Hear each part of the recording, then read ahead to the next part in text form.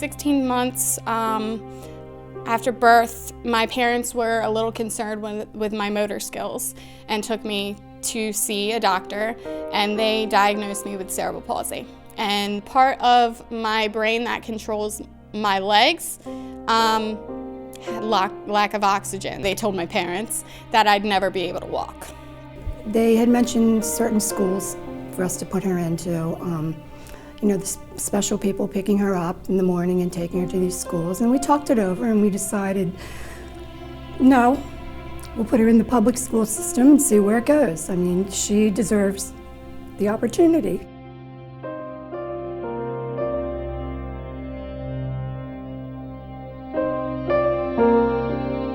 When we first found out she was diagnosed, my husband was currently in the process of building our house.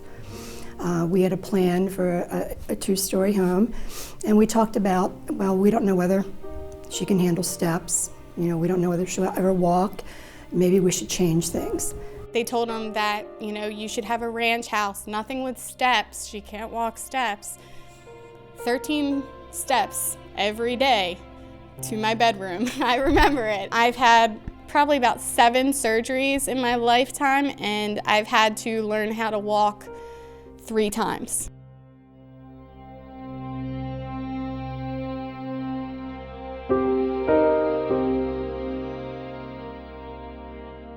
I worked as a teacher's assistant at one time, but then realized I couldn't be as creative as I wanted to be because of testing and everything like that. My mom found an article about Goodwill looking for a job coach, and she said, you should apply for this, you meet the criteria, you'd be great at this, apply. And I said, well, that means I'd probably be working in a retail store. I don't know if I can handle being on my feet that long.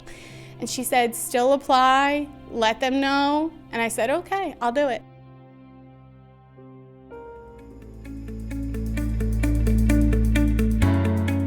All I knew was Goodwill as a store. Come to find out, I was going to be working with a school to work transition program and working with students before. I said, oh, okay, I'm going to fit in. This is going to be great. Right away, she gives you an impression that she's open to anything and she'll do anything that you need her to do, and that was my very first impression of her right off the bat. Ashlee's been able to create a tool that helps them overcome that disability, whether that be a color coding card or other techniques that she's implemented. So they're going to get somebody who's ready and will be able to retain the position because of her superior training.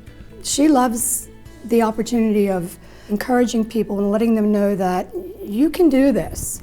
You can get out there and find a job, and even though you have a barrier, you can actually work. She doesn't allow her disability to limit her at all, and she creates an expectation for not only her clients but for her team to do better. Just to know that if she can do it, we certainly can also.